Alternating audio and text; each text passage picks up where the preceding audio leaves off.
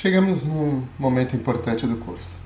Nós vamos agora falar sobre uma nova memória, que é a memória compartilhada. Agora nós trabalhamos somente com a memória global. Para não falar só com a memória global, a gente trabalhou bastante com a memória com os registradores e com a memória local, que é normal. Tem muito que ver, já que vimos que cada core da GPU também tem seus registradores. Bom, então, a, em termos assim de velocidade de acesso e de consumo, nós temos uma certa hierarquia e essa hierarquia vai ser incrementada na medida que a gente for vendo outras memórias também.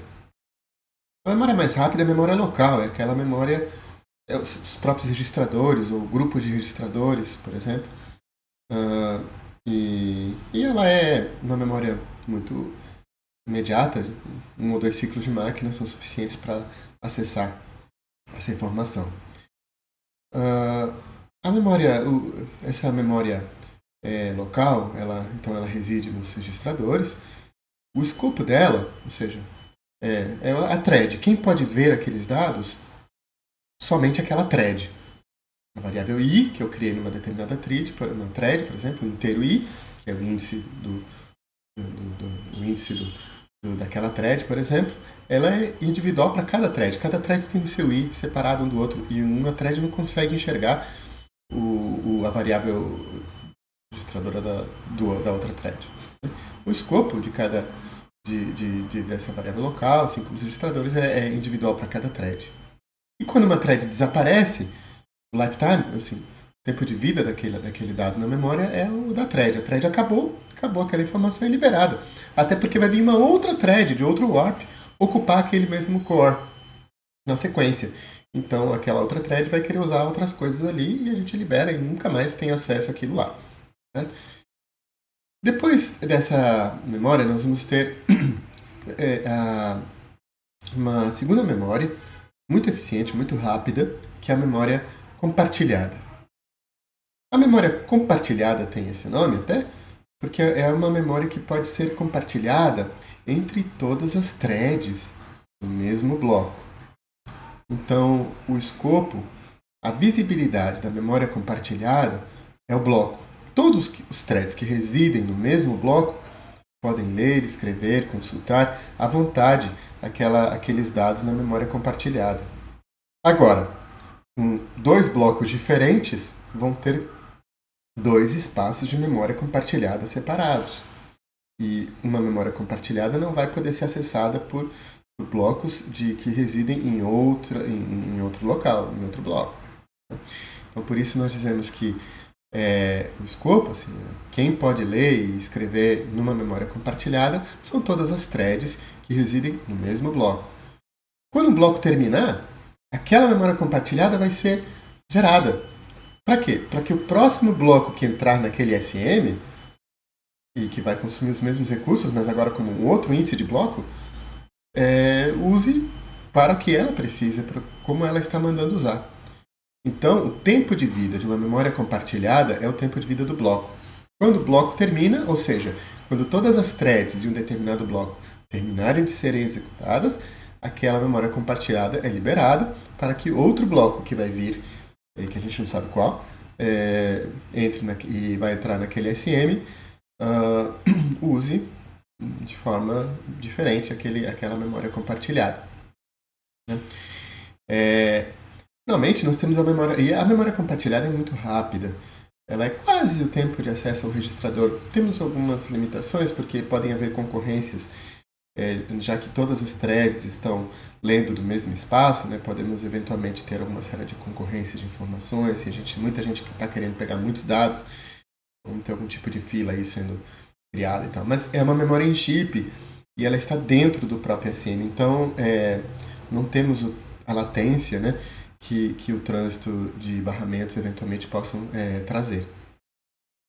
Na memória global, a memória grande, e a memória compartilhada como se ela é uma memória pequena, 96K, 128K, nas arquiteturas mais antigas 48, enfim, K, pouquinho, bem pouquinho mesmo, tanto que é quase que um cache A gente vai usar, na verdade, como se fosse um caixa, só que é um caixa que eu tenho controle. Eu mesmo posso carregar e descarregar as coisas que eu quiser lá. Né?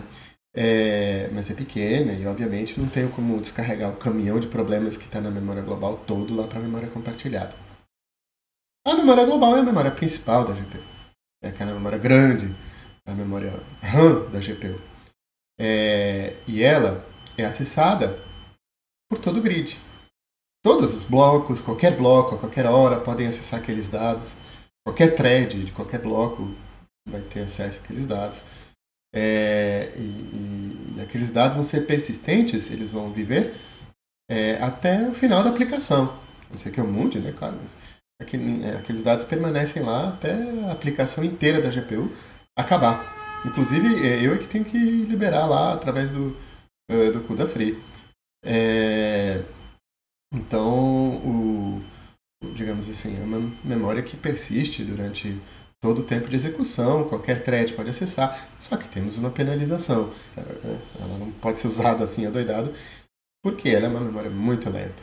Uma memória que não está dentro do chip, a memória está externa. Então, nós temos uma latência muito grande de um dado ir e voltar. Aquele exemplo que eu falei é basicamente o supermercado. No supermercado eu tenho tudo que eu quiser, que eu preciso para fazer meu prato. Mas não dá para contar assim com tudo do supermercado, porque imagina, cada ingrediente que eu precisar, eu ter que ir da minha casa, sair da minha casa para o supermercado e voltar, né, sem saber como é que vai estar em termos de fila, pode ter muita gente no supermercado aquela hora ou não, sei lá. É a mesma coisa, a memória global, muitas outras threads podem estar querendo usar, vai ter fila de acesso, vai ter uma latência enorme. E é comum que a gente, assim, por exemplo, sem muita desconsiderando filas de acesso, a gente possa ter aí um tempo de buscar um dado na memória global, seja aí próximo de 400 ciclos de máquina. Ou seja, 400 vezes mais lento do que a gente buscar um dado na memória na memória local ou na memória compartilhada. E isso vocês acham engraçado? Podem achar engraçado esse exemplo do supermercado, mas talvez seja mais ou menos o mesmo tempo, dependendo de onde é o supermercado, a proximidade do supermercado da sua casa, seja mais ou menos a mesma proporção, quem sabe até menos do que o acesso à memória global. Então, assim, a gente de fato, mas muitas vezes a gente não tem como, até porque muitas vezes assim, os dados todos precisam estar sendo escritos na memória global, e aí a gente não tem muito como evitar de usar, e vamos usar bastante mesmo. Até agora a gente só usou a memória global e os registradores. Existe uma outra memória que nós vamos ver depois, que é a memória constante. A memória constante, ela é uma memória que também off-chip, ela não está dentro do chip da GPU, está fora, mas ela tem um cache.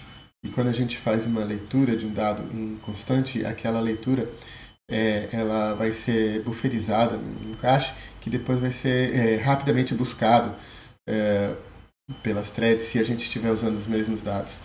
Então existe um cache automático para a memória constante. Por isso ela é um pouquinho mais eficiente que a memória global.